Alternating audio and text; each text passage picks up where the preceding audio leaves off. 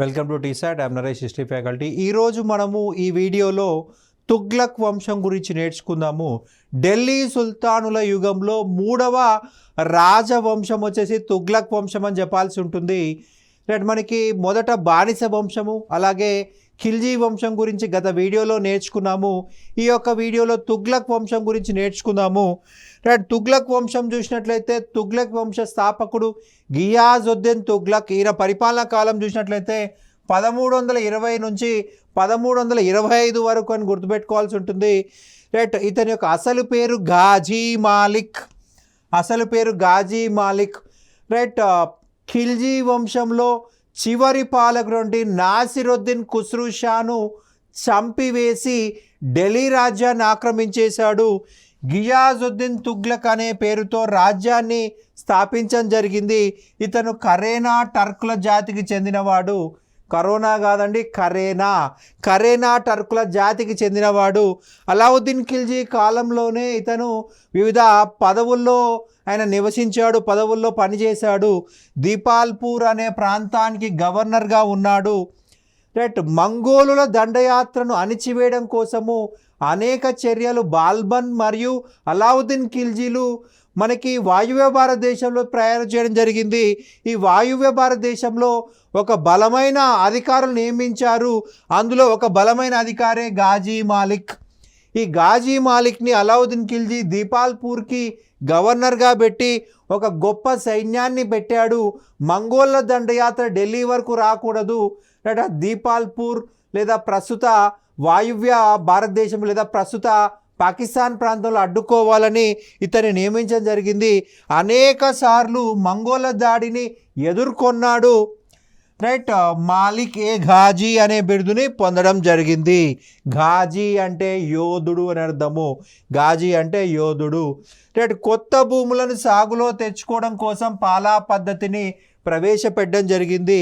ఈయన పాలనా కాలంలో కాకతీయ రాజ్యాన్ని జునాఖాన్ ఆక్రమించాడు. జునాఖాన్నే మనం మహమ్మద్ బిన్ తుగ్లక్ అని కూడా అంటాము. ఈ మహమ్మద్ బిన్ తుగ్లక్ యొక్క అసలు పేరు జునాఖాన్.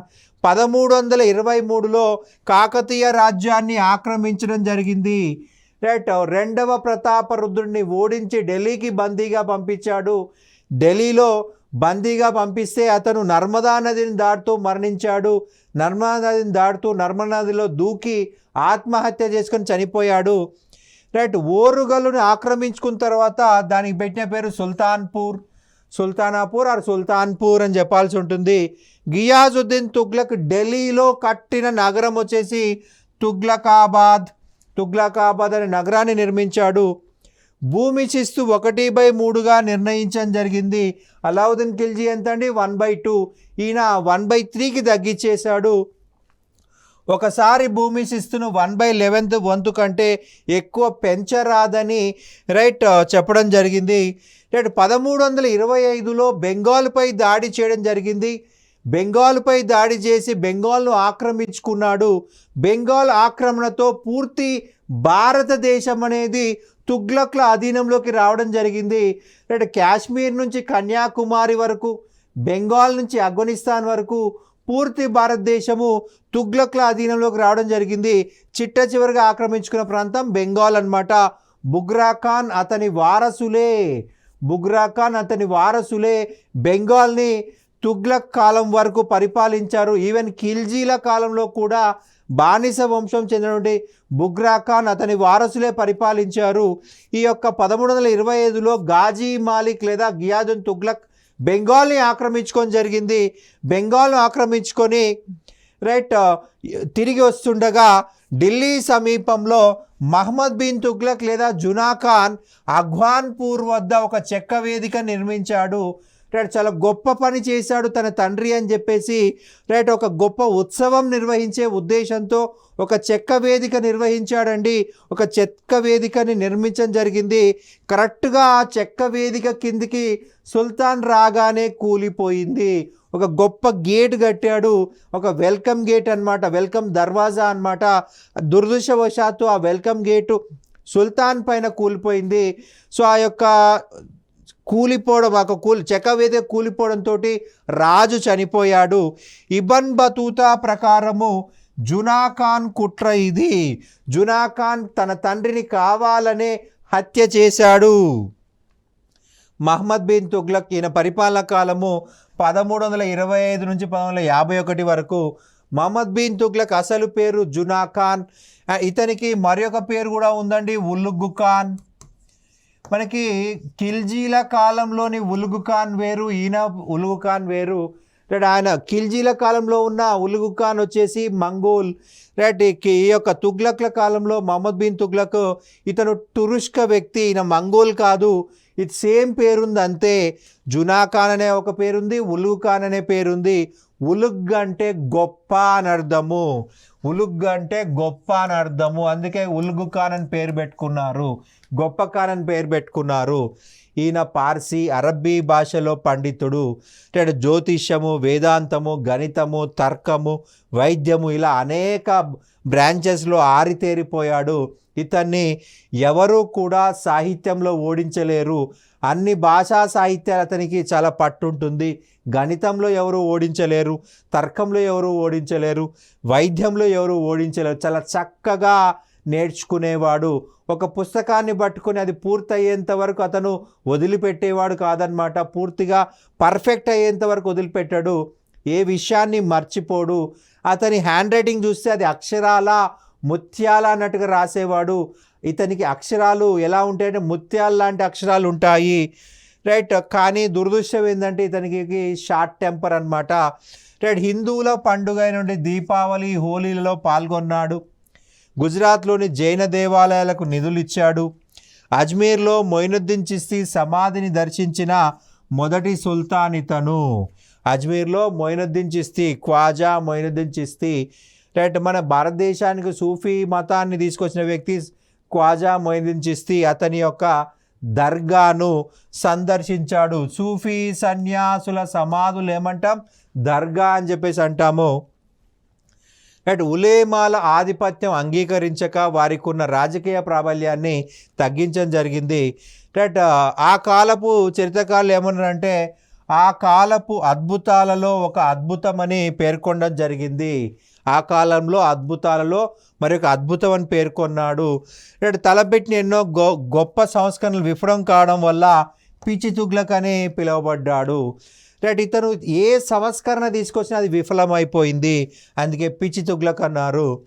ఇబన్ బతూతా చూసినట్లయితే కితాబుల్ రెహ్లా అనే గ్రంథం రాశాడు. సఫర్నామా అనే గ్రంథం రాయడం జరిగింది. కితాబుల్ రెహ్లా అలాగే సఫర్నామా ఈ రెండు గ్రంథాలు. మనకి ఈ ఇబన్ బతూతా వచ్చేసి మొరాకో దేశం నుంచి వచ్చాడండి. మొరాకో దేశం నుంచి వచ్చాడు. రైట్, ఇస్లాం మత పండితుడు. ఇస్లాం మతంలోని ఖురాన్ మరియు షరియత్లో ఆరితేరాడు. కాబట్టి 6 సంవత్సరాలను ఇతన్ని ఖాజీగా ఢిల్లీకి న్యాయమూర్తిగా పెట్టాడు. కానీ ఒక సందర్భంలో విభేదాలు రావడం వల్ల ఇతన్ని జైలుకు కూడా పంపించాడు. ఇతను మహమ్మద్ బిన్ తుగ్లక్ కాలంలో ఢిల్లీని సందర్శించినటువంటి మొరాకో యాత్రికుడు. రైట్, మహమ్మద్ బిన్ తుగ్లక్ ఇతన్ని ఢిల్లీకి కాజీగా నియమించాడు. 6 సంవత్సరాలు ఢిల్లీకి కాజీగా కూడా పనిచేశాడు. కానీ అభిప్రాయ భేదాలు రావడం వల్ల ఇతన్ని కొద్ది కాలం జైల్లో ఉంచాడు. రైట్, జైలు నుంచి విడుదలైన తర్వాత చైనాకు రాయబారిగా పంపించాడు. రైట్, అయితే మహమ్మద్ బిన్ తుగ్లక్ని పిచ్చి తుగ్లక్ అన్నది ఇబన్ బతూతానే. గొప్ప వేదాంతిని తీసుకుపోయి జైల్లో పెట్టేశాడు.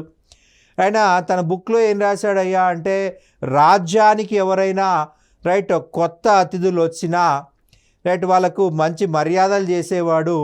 జాలి ఎక్కువే, దయ ఎక్కువే, కోపం కూడా ఎక్కువే అని చెప్పేసి తన గ్రంథంలో రాసుకున్నాడు. ఒక బెగ్గర్కి తన అర్ధ ఖజానా ఇవ్వడానికి రెడీ అయిపోయాడు. ఇతనికి ఎంత జాలి అని చెప్పేసి అన్నాడు. అదే నెక్స్ట్ లైన్లో ఏం రాశాడయ్యా అంటే తన ఆస్థానానికి ఎవరైనా వచ్చి వెనక్కి వెళ్ళిపోతుంటే మెడపైన ఇలా చేయబెట్టుకొని వెళ్ళేవాళ్ళంట. ఎందుకు ఇలా చేయబెట్టుకొని పోతున్నారు బాబు అని అడిగితే మా మెడ ఈరోజు సేఫ్ అని చెప్పేసి అన్నారు. అంటే కోపం వస్తే ఆన్ ద స్పాట్ తల తీసేస్తాడు. కోపం వస్తే ఆన్ ద స్పాట్ తల తీసేస్తాడు మహమ్మద్ బిన్ తుగ్లక్. రైట్, ఈరోజు నా తల సేఫ్గా నేను బయటికి వెళ్తున్నాను. రైట్, చాలామంది అలా వచ్చి తల తెగొట్టుకున్న వాళ్ళే. రాజుకి మంచి చెప్పబోయి వాళ్ళు చనిపోయిన వాళ్ళు చాలామంది ఉన్నారని వాళ్ళు చెప్పగా ఈయన తన గ్రంథంలో రాశాడు. సో అందుకే మహమ్మద్ బిన్ తుగ్లక్ని పిచ్చి తుగ్లక్ అన్నాడు ఇబన్ బతూతా. రైట్. తన గ్రంథమైనటువంటి కితాబుల్ రెహ్లా గ్రంథంలో విజయనగరాన్ని పొగిడాడు, బహమనీ సామ్రాజ్యాన్ని పొగిడాడు. మహమ్మద్ బిన్ తుగ్లక్ని పిచ్చి తుగ్లక్ అన్నాడు. రైట్. జియావుద్దీన్ బరోని ఫిరోజ్ షా తుగ్లక్ కాలంలో ఉన్న ఆస్థాన కవి తారీఖే ఫిరోజ్ షాహీ గ్రంథం రచించాడు. ఇందులో మహమ్మద్ బిన్ తుగ్లక్ గురించి కొద్దిగా పాజిటివ్స్ రాయడం జరిగింది. మహమ్మద్ బిన్ తుగ్లక్ ఎన్నో సంస్కరణలు తీసుకొచ్చాడు, కానీ అన్నీ విఫలమైపోయాయి. అందులో మొదటిది అంతర్వేదిలో పన్ను. గంగా యమున పరివాహక ప్రాంతంనే మనము అంతర్వేది అంటాము. అంతర్వేది అంటే 2 నదుల మధ్య ప్రాంతం అని అర్థము.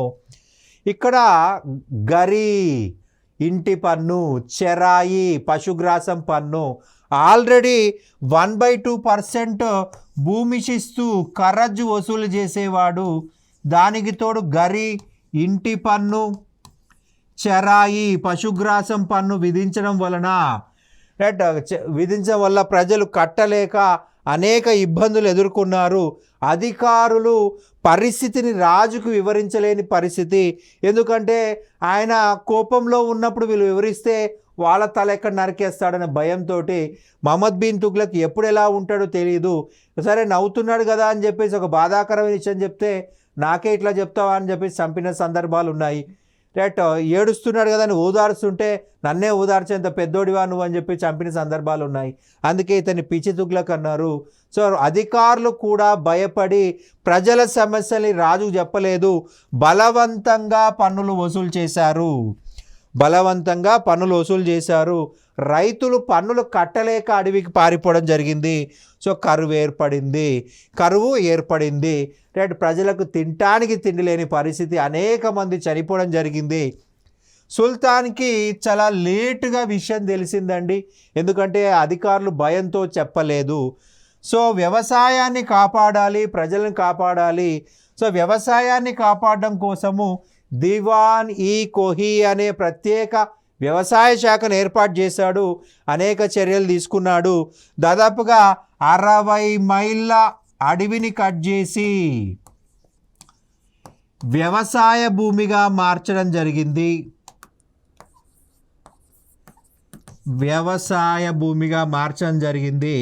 రైట్. వ్యవసాయ భూమి లేని వారికి ఉచితంగా ఈ భూమిని పంచిపెట్టడం జరిగింది.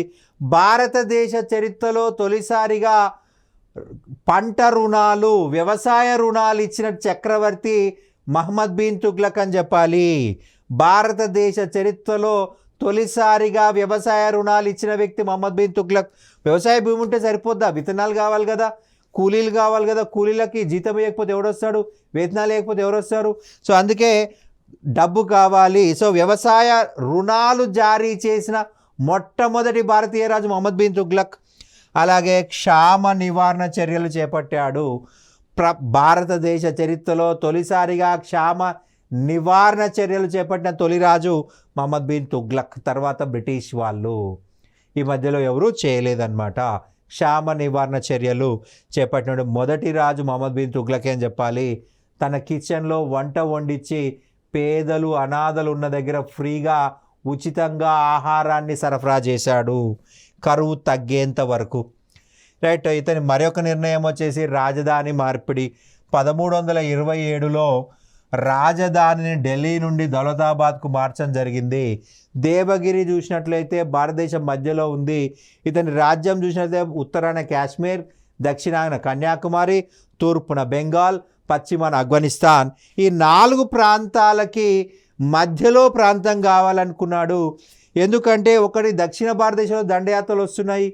దక్షిణ భారతదేశ దండయాత్రలు తగ్గించాలి అంటే దక్షిణ భారతదేశం దగ్గరగా ఉండాలి.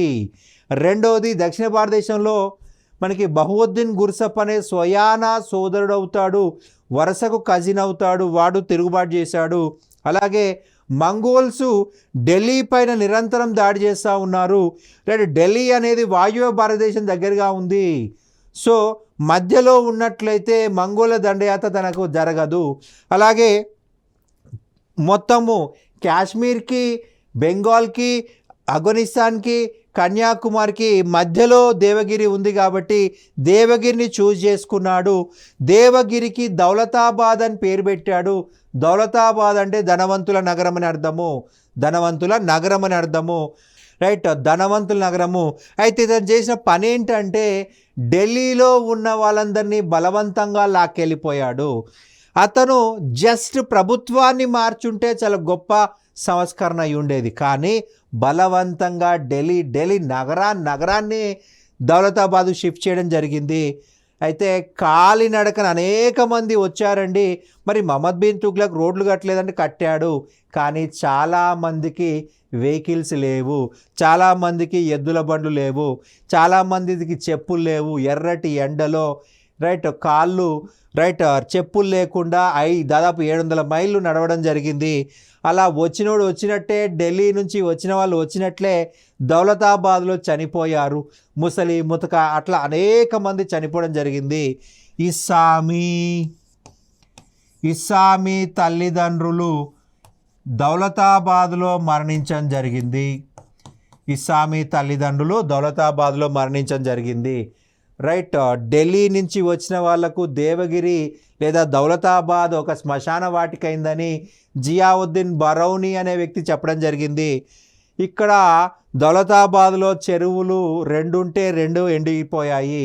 దౌలతాబాద్ చుట్టుపక్కల నదులు లేవు.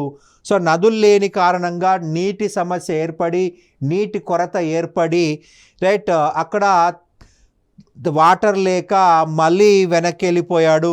సో ఇలా ఢిల్లీ నుంచి దేవగిరికి వచ్చి, దేవగిరి నుంచి ఢిల్లీకి పోయేసరికి ఖజానా ఖాళీ అయిపోయింది.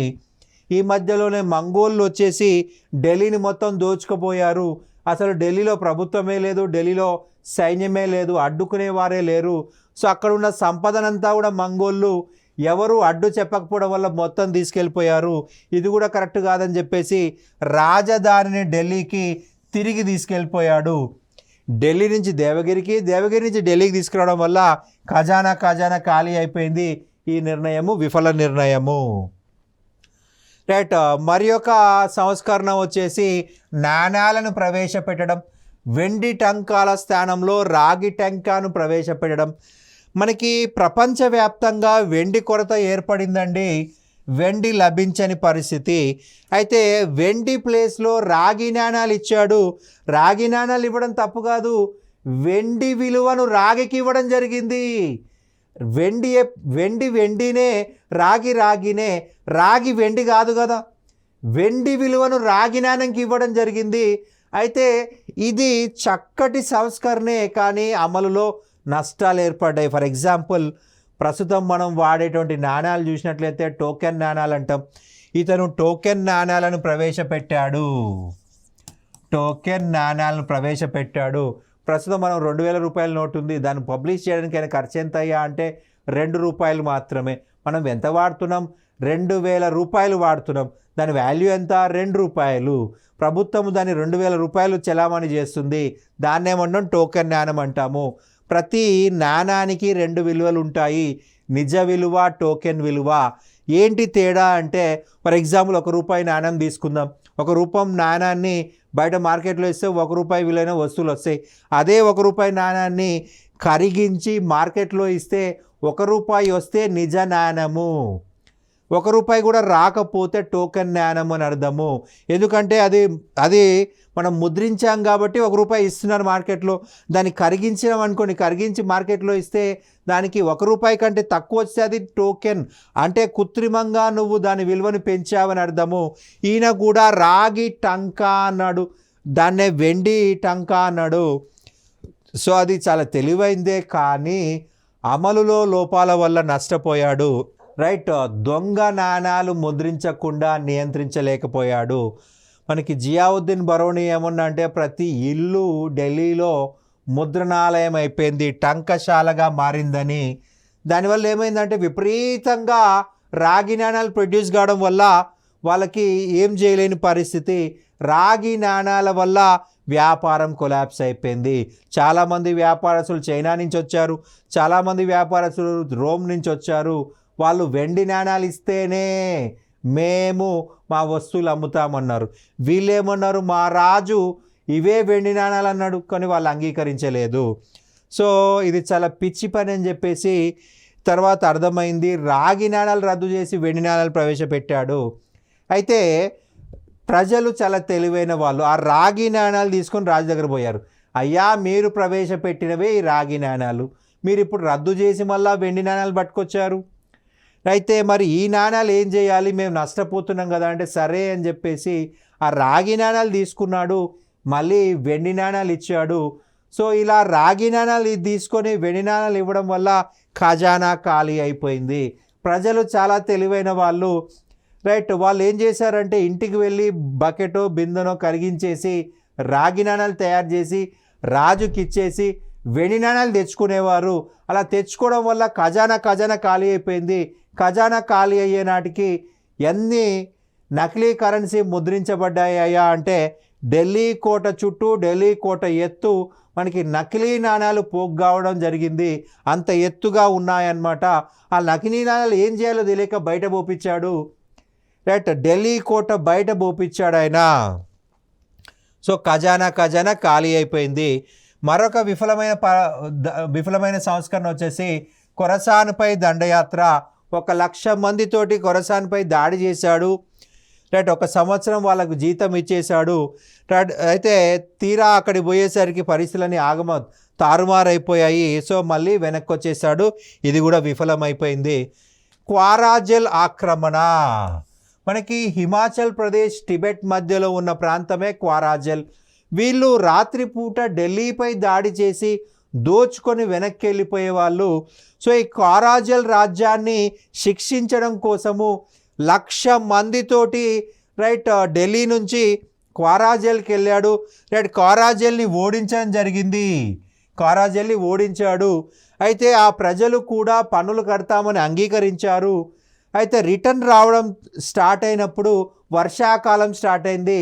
ఈ వర్షాకాలం వల్ల హిమాలయాలలో విపరీతమైన వరదలు వచ్చాయి, రైట్. మనకి హిమాలయాల్లో ఎప్పుడు వర్షం పడుతుందో తెలీదు, ఎప్పుడు వరద వస్తుందో తెలీదు, రైట్. ఒకవేళ వరద వచ్చినట్టు మనకు తెలియదు, మన మీద వచ్చి పడే వరకు కూడా వరద వచ్చినట్టు తెలియదు. ఎందుకంటే పర్వతాలు చాలా ఎత్తైనవి, నువ్వు పర్వతానికి ఆ వైపు ఉంటావు, వరద పక్క నుంచి వస్తూ ఉంటుంది. నీకు వరద వచ్చి తగిలేసరికే నీకు వరద వస్తుందని తెలిసేలోపు నువ్వు వేరే ప్రాంతానికి వెళ్ళేలోపే నువ్వు వరదలో కొట్టుకుపోతావు. అంత దారుణమైన పరిస్థితి ఉంటుంది. అయితే ఇక్కడ 1,00,000 మందితో వెళ్ళిన వాడు 3 ఢిల్లీకి వచ్చాడు. 1,00,000 మంది సైనికులతో వెళ్ళిన వాడు 3 ఢిల్లీకి రావడం జరిగింది. అత్యధిక సైనికులు ఈ యొక్క వరదలో మరణించడం జరిగింది, రైట్. చలికి, వాతావరణంలో వరదలకి అనేక మంది చనిపోయారు. జస్ట్ 3 ఢిల్లీకి వచ్చాడు. సుల్తాన్ అని మహమ్మద్ బిన్ తుగ్లక్ గురించి ఇబన్ బతూతా చెప్పడం జరిగింది, రైట్. ఈయన కాలంలోనే ఢిల్లీ సుల్తాన్ల పతనానికి పునాది పడిందని చెప్పవచ్చు. మొత్తం 34 తిరుగుబాట్లు జరగగా దక్షిణ భారతదేశంలోనే 27 తిరుగుబాట్లు వచ్చాయి. ఎంతోమంది స్వతంత్రం ప్రకటించుకున్నారు. మహమ్మద్ బిన్ తుగ్లక్ దినార్ అనేటువంటి బంగారు నాణెమును, అదాలి అనేటువంటి వెండి నాణెమును ప్రవేశపెట్టాడు. దినార్ అనే బంగారు నాణెమును, ఆదాలి అనే వెండి నాణెమును ప్రవేశపెట్టాడు. ఈయన ఆస్థానంలో అమీర్ హసన్ దెహ్లావి అనేటువంటి కవి ఉన్నాడు. అమీర్ హసన్ దెహ్లావి అనే కవి ఉన్నాడు. షేక్ నిజాముద్దీన్ ఔలియా జ్ఞాపకాలు అను గ్రంథాన్ని రచించాడు మహమ్మద్ బిన్ తుగ్లక్. వరంగల్లో ముస్నూరి కాపాయ నాయకుడు, బెంగాల్లో ఫక్రుద్దీన్, మాబార్లో జలాలుద్దీన్, సింధు, ముల్తాన్ ప్రాంతాలలో ముహర్రం ఐబా స్వతంత్రం ప్రకటించుకున్నారు. అయితే మహమ్మద్ బిన్ తుగ్లక్ ఈ తిరుగుబాట్లని ఆపలేక నిస్సాయుడుగా ఉండిపోయాడు, రైట్. మనకి మహమ్మద్ బిన్ తుగ్లక్ కాలం నాటికి కాశ్మీర్ నుంచి కన్యాకుమారి వరకు, బెంగాల్ నుంచి ఆఫ్ఘనిస్తాన్ వరకు సుదీర్ఘంగా పరిపాలించారని చెప్పుకున్నాము. కానీ అనేక తిరుగుబాట్లు వచ్చాయి, రైట్. అందువల్ల ఇతను ఏమీ చేయలేక ఉండిపోయాడు. అలావుద్దీన్ ఖిల్జీని ఎందుకు గొప్పవాళ్ళు అన్నామంటే దక్షిణ భారతదేశ రాజ్యాలకు, రైట్, పాక్షిక స్వాతంత్రాన్ని ఇవ్వడం జరిగింది. పాక్షిక స్వాతంత్రాన్ని ఇచ్చాడు ఆయన, రైట్. కానీ మహమ్మద్ బిన్ తుగ్లక్ కాలంలో ఏమైంది, పూర్తి భారతదేశం అతని అధీనంలో ఉంది. సో అతను కంట్రోల్ చేయలేని పరిస్థితి. కాబట్టి దక్షిణ భారతదేశము వివిధ ప్రాంతాలు స్వతంత్ర ప్రకటించుకోవడం జరిగిందనమాట. స్వతంత్ర ప్రకటించుకున్నారు. మనకి ఇప్పుడంటే విమానాలు ఉన్నాయి, మంచి కమ్యూనికేషన్ వ్యవస్థ ఉంది. రైట్. మనకు పార్లమెంట్లో ఏదైనా చట్టం జరిగితే మనకు ఇంటర్నెట్లో అప్లోడ్ చేసే క్షణాల్లో సౌత్ ఇండియాలో డౌన్లోడ్ చేసుకొని ఇంప్లిమెంట్ చేసుకోవచ్చు. ఏదైనా తిరుగుబాటు జరిగితే రైట్ మనకు వివిధ సైన్యాలను విమానాల్లో తరలించుకోవచ్చు. మరి ఆ కాలంలో ఏంటి పరిస్థితి? ఆ కాలంలో పరిస్థితి ఏంటయ్యా అంటే ఎంత దూరం పోయినా గుర్రాలపైన పోవాల్సిందే. ఒక తిరుగుబాటు వచ్చింది అంటే ఆ తిరుగుబాటును అణచడం కోసం వచ్చేలోపే 6 నెలల టైం గడిచిపోతుంది ఉత్తర భారతదేశం దక్షిణ భారతదేశం రావడానికి. అలాగే ఉత్తర భారతదేశంలో ప్రవేశపెట్టిన చట్టము దక్షిణ భారతదేశం వచ్చేలోపే మనకి ఉత్తర భారతదేశంలో రాజే మారిపోయే అవకాశం ఉంటుంది. అందుకే ఇది మూర్ఖపు చర్య అంటున్నాము. అలావుద్దీన్ ఖిల్జీ సముద్రగుప్తుడు దక్షిణ భారతీయులకి పాక్షిక స్వాతంత్రం ఇచ్చారు, చాలా గొప్ప పేరు సంపాదించుకున్నారు. కానీ ఈ గియాజుద్దీన్ తుగ్లక్, మహమ్మద్ బిన్ తుగ్లక్ పూర్తి భారతదేశాన్ని తమ అధీనంలో పెట్టుకోవడం వల్లనే పూర్తి అనేక ప్రాంతాల్లో తిరుగుబాట్లు వచ్చాయి. ముఖ్యంగా సౌత్ ఇండియాలో, నార్త్ ఇండియాలో. ఇక మహమ్మద్ బిన్ తుగ్లక్ కాలంలో పూర్తి దక్షిణ భారతదేశం స్వతంత్రం ప్రకటించుకుంది. అందులో 3 గొప్ప రాజ్యాలుగా చెప్పాల్సి ఉంటుంది. మొదటి చూసినట్లయితే 1336లో హరిహర బుక్కారాయలు విజయనగర సామ్రాజ్యాన్ని స్టార్ట్ చేయడం జరిగింది. హరిహర బుక్కారాయలు అనే సోదరులు కంపిలిలో తిరుగుబాటుని అణచడం కోసం వెళ్ళారు, కానీ విజయనగర సామ్రాజ్యాన్ని ఏర్పాటు చేయడం జరిగింది. 1347లో హసన్ గంగు బహమనీ సామ్రాజ్యాన్ని ఏర్పాటు చేయడం జరిగింది. బహమనీ సామ్రాజ్యము. అలాగే మధురా సుల్తానేట్ అనేవి స్థాపించబడింది. అంటే మహమ్మద్ బిన్ తుగ్లక్ కాలంలోనే పూర్తి భారతదేశం అతని కంట్రోల్లో ఉంది. అతని కాలంలోనే దక్షిణ భారతదేశము పూర్తి స్వతంత్రం ప్రకటించుకుంది. రైట్. తుగ్లకాబాద్లో గియాదుద్దీన్ తుగ్లక్ సమాధిని నిర్మించాడు. రైట్. అలాగే జహాన్ పన్హా అనే నగరాన్ని నిర్మించాడు. గుజరాత్లో తిరుగుబాటు చేసిన వ్యక్తి తాగి. రైట్. ఇది ఒక సామాన్య బానిస. ఇతన్ని అణిచివేయడం కోసం గుజరాత్కి వెళ్ళాడు. రైట్. గుజరాత్ని తిరిగి ఆక్రమించుకున్నాడు. ఈ తాగి అనే వ్యక్తి సింధ్ అనే ప్రాంతానికి పారిపోవడం జరిగింది తన సైన్యంతో. రైట్. సింధుని తన ఆధీనంలో తీసుకున్నాడు తాగి. సో సింధుని ఆక్రమించుకోవడం కోసం మహమ్మద్ బిన్ తుగ్లక్ సింధుని ఆక్రమించుకోవడం కోసం మహమ్మద్ బిన్ తుగ్లక్ సింధుకు బయలుదేరాడు. తట్టా అనే ప్రాంతంలో ప్రయాణంలో రైట్ 351లో మరణించడం జరిగింది. సో ఈయన మరణం గురించి ప్రముఖ చరిత్రకారుడు అబ్దుల్ ఖాదిర్ బదౌని ఒక స్టేట్మెంట్ ఇవ్వడం జరిగిందండి. ప్రజల బాధ అతని బాధ ప్రజలకు తప్పింది అని చెప్పేసి చెప్పడం జరిగింది. ప్రజల బాధ అతని బాధ ప్రజలకి తప్పింది అని వ్యాఖ్యానించాడు అబ్దుల్ ఖాదిర్ బదౌని. మనకి ఎడ్వర్డ్ థామస్